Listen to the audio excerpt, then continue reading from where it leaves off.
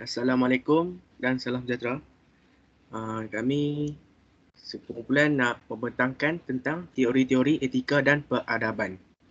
Nama saya Muhammad Syukri Aiman bin Sazali dan lain. Nama saya Darwin, perkenalan dari kelas DEE 2A. Betul. Dan saya Muhammad Izzuddin bin Fazil dari kelas DEE 2A. Ini membentangkan tajuk teori-teori etika dan peradaban. Mari kita mulakan. Ayuh. Baik. Huraikan teori etika dan peradaban. Etika, dia berasal daripada perkataan Yunani, iaitu ethos yang membawa maksud hukum, adat resam, kebiasaan dan budi pekerti.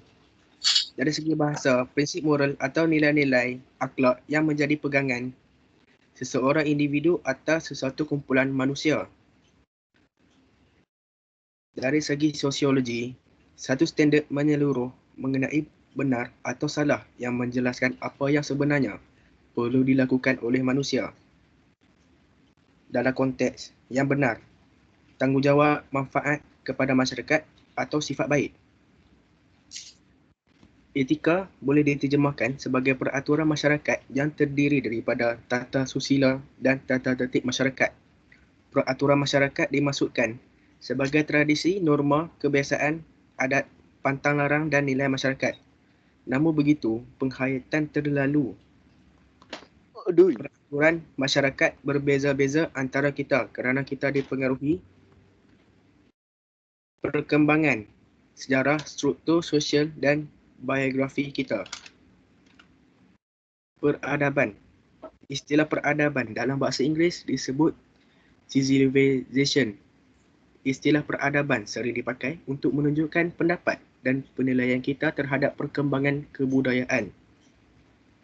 Definisi peradaban menurut Cohen Jaranigrat menyatakan bahawa peradaban merupakan sebahagian dari unsur kebudayaan yang halus, maju dan indah seperti misalnya kesenian, ilmu pengetahuan, adat, sopan santun, pergaulan, kepandaian menulis, organisasi kenegaraan, kebudayaan yang mempunyai sistem teknologi dan masyarakat kota yang maju dan kompleks.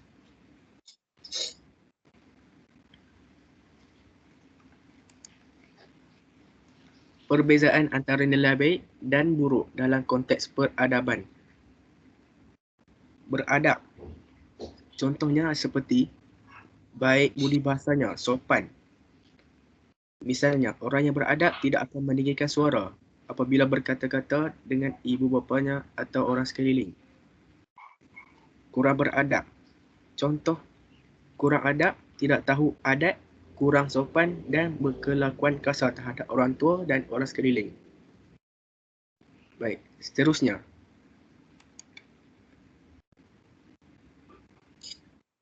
Perbezaan antara nilai baik dan buruk.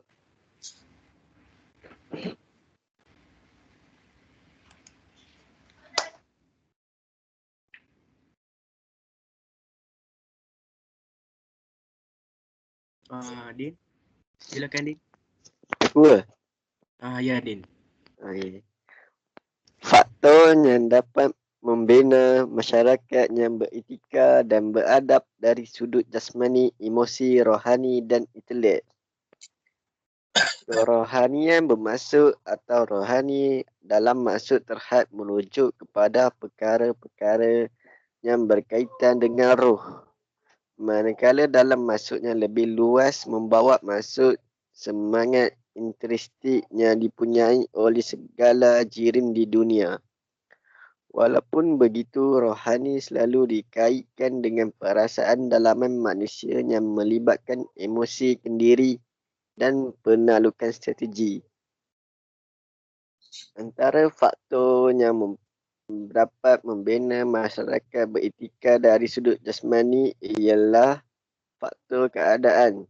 Tingkah laku dan etika boleh berubah apabila faktor keadaan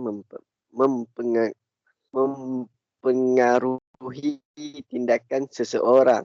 Walaupun manusia mengetahui tindakan seperti mencuri adalah sesuatu yang tidak beretika. Tapi keadaan boleh menyebabkan seseorang itu melakukan perbuatan tersebut. Contohnya seseorang yang kehilangan kerja dan mendapati suka mendapatkan kerja baru boleh bertindak mencuri untuk mengelakkan kesempitan hidup. Okey. Dari sudut intelektual, ialah orang yang menggunakan inteleknya untuk belajar, membayangkan, mengagak dan menjawab soalan tentang berbagai-bagai idea.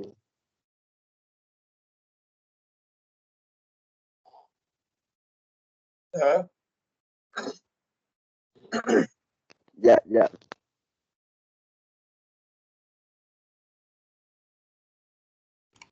It's okay.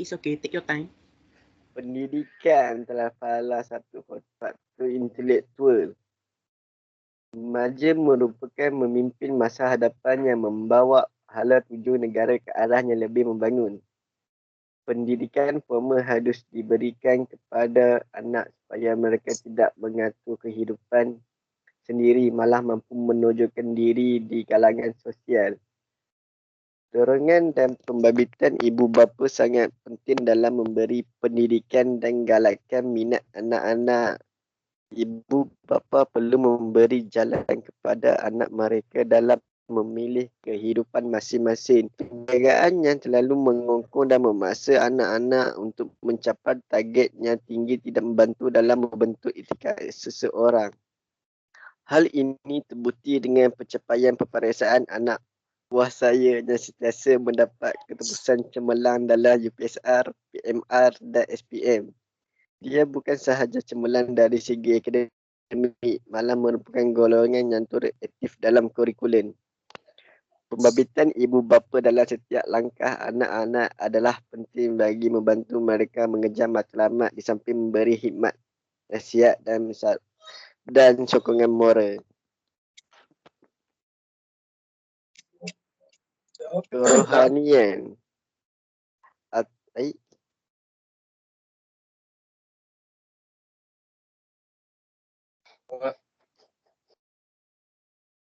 Sekejap ya. Aduh syuk. Dajah aku syuk. Rohani. Lagi. Kerohanian. Apa maksud?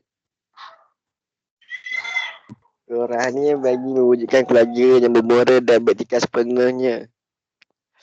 Kes umpama ajak je.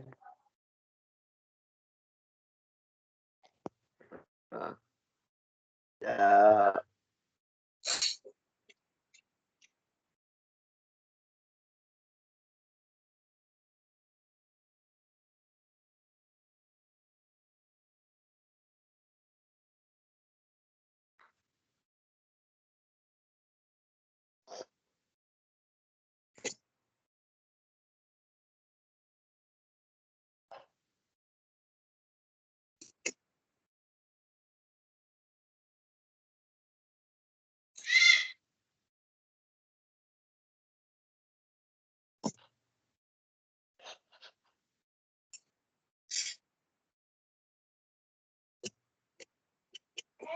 Air sekali faktor ialah pengalaman hidup. Pelbagai peristiwa penting telah kita alami saban hari sebenarnya menjadi satu pedoman dan pengajaran mematangkan diri kita dan memberi sesuatu pengalaman baru di dalam hidup kita. Maka setiap perbuatan serta tindak tanduk sama ada ianya beretika maupun tidak, asalkan kita tak pernah mengalaminya secara tidak langsung, akan mendorong diri kita sama ada mengelak ataupun meneruskan perbuatan yang kita pernah lakukan tersebut. Kepribadian adalah sifat yang berasal dari kebiasaannya sehari-hari yang kita lakukan selama terus-menerus, mungkin sejak dari kecil. Kepercayaan yang kukuh kepada sesuatu pemikiran membentuk etika individu tersebut. Okey, sekian, terima kasih daripada saya. Alright. So, ini 3 cara membina sebuah masyarakat yang beretika dan berhadapan. Untuk membina sebuah masyarakat yang beretika dan berhadapan, 3 cara. Dia adalah moral, akhlak dengan etika. Masyarakat perlu bernilai moral kerana untuk ajaran atau pengajaran, bukan buruk baik sesuatu perbuatan, kelakuan, akhlak, kewajipan dan lain-lain yang berkaitan dengan apa yang betul dan atau adil. Ada pelbagai pandangan tentang konsep moral dan konsep pendidikan. Moral juga bersifat seseorang yang berpegang pada pandangan yang tertentu akan mempengaruhi cara fikiran dan hidupnya dan seterusnya melahirkan insan yang berbeza dari aspek kemoralan. Cara seseorang guru atau ibu bapa mendidik murid atau anak akan dipengaruhi oleh pandangannya terhadap konsep moral. Konsep moral dibahagikan kepada 3 aspek, iaitu kandungan moral, bentuk moral dan dimensi moral. Yang kedua, akhlak. Pembentukan akhlak masyarakat berasaskan ajaran agama akan menjaminkan kualiti insan yang lebih beretika dan berakhlak tinggi. Pembentukan akhlak amat penting kerana ia mempunyai kaitan rapat dengan iman. Sungguh pun, fitrah semula jadi manusia adalah baik. Ada ketikanya manusia mempunyai keinginan yang melencong dari kebaikan dalam mengejar kemajuan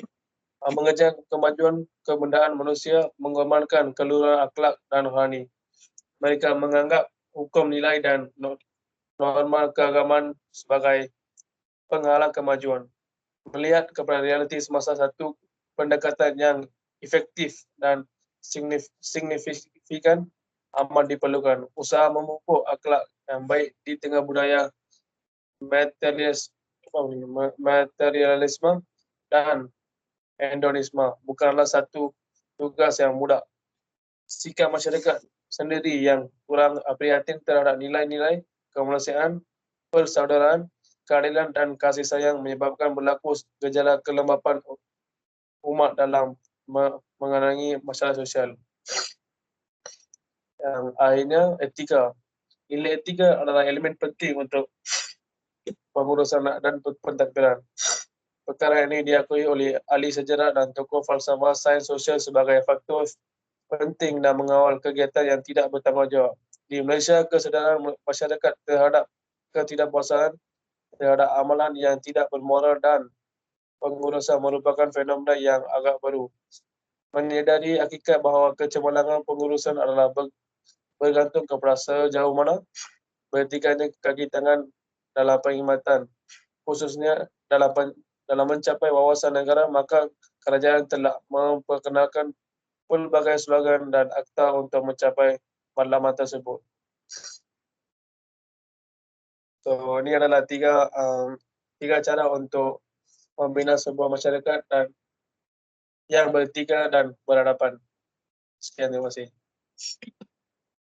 Baik, itu saja pada kami. Sekian, terima kasih. Sekian, terima kasih.